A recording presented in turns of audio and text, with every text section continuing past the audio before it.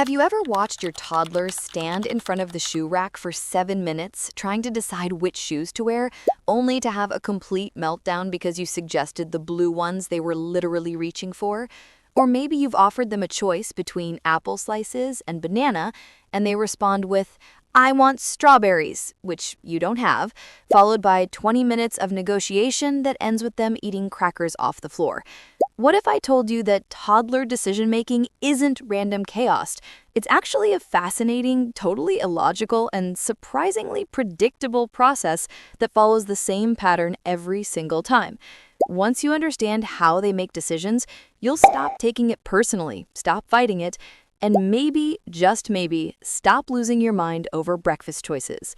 Welcome to Parenthood Unlocked. Today, we're diving into the absolutely wild world of toddler decision-making, something that makes zero sense to adult brains, but makes perfect sense when you understand their unique logic. I'm going to walk you through the 5 stages of how toddlers actually make decisions, why each stage is completely necessary in their minds, and what you can do to work with their process instead of against it. Ready to crack the code? Let's get started. Stage number 1. The immediate rejection phase. The first stage of toddler decision-making is to immediately reject whatever you suggest. It doesn't matter if it's their favorite food, their favorite show, or their most beloved stuffed animal. If you suggested it, it must be wrong. Here's what this looks like in real life. Yesterday morning, I asked my son if he wanted eggs for breakfast. He said, "No, I don't like eggs." This is the same child who ate eggs every single day last week. The same child who literally pointed at the eggs in the fridge the night before and said, "Eggs tomorrow, Mama." But because I suggested it, rejection. Immediate, dramatic, non-negotiable rejection. Why does this happen? Because toddlers are in the autonomy phase of development. Their entire brain is screaming, "I am my own person." And agreeing with you feels like admitting they're not in control. Rejecting your idea, any idea, reasserts their independence, even if they actually want the thing you're offering. This isn't defiance, it's development. They're not trying to make you crazy, they're trying to figure out who they are separate from you. Stage number 2, the exploration of impossible alternatives. Once your toddler has rejected your perfectly reasonable suggestion, they move into stage 2. Demanding things that don't exist, aren't available, or violate the laws of physics. Let me give you an example. Last week, my daughter wanted a snack. I offered her the options we actually had: crackers, cheese, apple slices, or yogurt. Her response? "I want purple goldfish." We don't have purple goldfish. Purple goldfish don't exist. I explained this. She cried for 10 minutes about purple goldfish. Or there's the classic, "I want to wear my unicorn dress." The unicorn dress is in the laundry, but I want it. "I know, sweetie, but it's wet. Make it dry." If I had that power, we'd have much bigger conversations. Here's the thing. Toddlers don't understand constraints yet. Time, availability, physics, these are abstract concepts their brains can't fully grasp. In their minds, if they want something, it should exist. And if you can't provide it, you're choosing not to, which feels like rejection. They're not being unreasonable, they're being too. Their brain development hasn't caught up with their desires yet. And honestly, that sounds incredibly frustrating for them too. Stage number 3, the extended deliberation spiral. Okay, so your toddler has rejected your perfectly reasonable suggestion, demanded 3 impossible things, and now they're finally looking at the actual available options. Surely we're close to a decision, right? Wrong.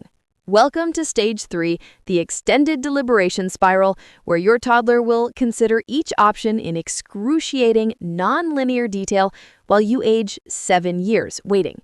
Picture this. We're leaving the house. I hold up the red shoes and the blue shoes.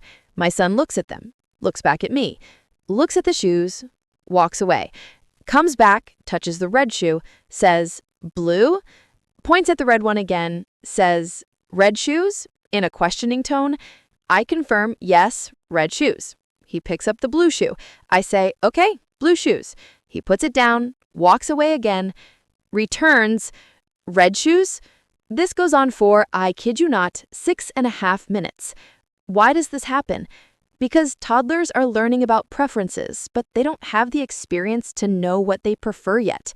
They're genuinely trying to figure out what they want in real time, which requires considering every angle, every feeling, every possible outcome, all with a brain that can only hold one thought at a time. They're not stalling to annoy you. They're doing complex cognitive work with very limited tools. It's actually impressive when you think about it, even if it makes you late for literally everything. Stage number 4, the commitment panic. So your toddler has finally made a choice. They pointed to the apple. They said, apple, with their words. You're cutting up the apple is in the bowl. The apple was their choice 10 seconds ago. But now, in the face of commitment, they've panicked. This is commitment panic. The moment when, having made a choice, they immediately wonder if they made the wrong choice and maybe the other option was actually better, and what if they never get to have the banana ever again for the rest of their lives? Last week, my daughter chose the pink cup. I poured her milk into the pink cup. The second the milk hit the cup, she screamed, "No, blue cup!" I said, "You chose pink." "But I want blue." I poured the milk into the blue cup. She cried, "I wanted pink." This isn't manipulation, it's genuine distress. Toddlers don't understand that choosing one thing doesn't make the other thing disappear forever. To them, choosing apple means never having banana again. Choosing the pink cup means the blue cup is lost to them eternally. Their brains can't conceptualize future opportunities yet. This is the only moment that exists, and they've just locked themselves into a permanent decision. Of course they panic. Understanding this won't make it less exhausting, but it might make it less personal. And finally, we arrive at stage 5, post-decision regret and blame, otherwise known as, "I hate this and it's your fault." Your toddler has made a choice. Let's say they chose to wear the striped shirt. You helped them put it on. And now, 30 seconds later, they're crying because they don't like the stripes, the shirt is itchy, and they want to wear the dinosaur shirt they rejected in stage 1. But here's the crucial part. They will blame you for the shirt they chose themselves. "You made me wear this. I didn't want stripes. Why did you give me this shirt?" I watch this happen multiple times a day, and every time I think, but you chose that. I offered you 5 options. You picked that one with your own little hands. And that somehow I am the villain of this story. Here's what's happening. Toddlers can't emotionally regulate disappointment yet. They made a choice, and it didn't deliver the perfect outcome they imagined, and that feels awful. But admitting they made the wrong choice feels like failure, something their developing brains can't process. So they externalize. If someone else is to blame, you, then they're not responsible for the bad feeling. It's a cognitive coping mechanism, not a character flaw. They're doing their best to manage big emotions with a tiny, still growing brain. Will it still make you want to scream into a pillow? Absolutely. But at least you'll know it's not personal. Now that you know the 5 stages of toddler decision-making, let's talk about what you can actually do when you're stuck in this cycle and losing your mind at 7 a.m. over socks. The good news is there are simple ways to work with their process instead of fighting it and actually make it to preschool on time. First, limit choices to 2 options. Don't ask, "What do you want for breakfast?"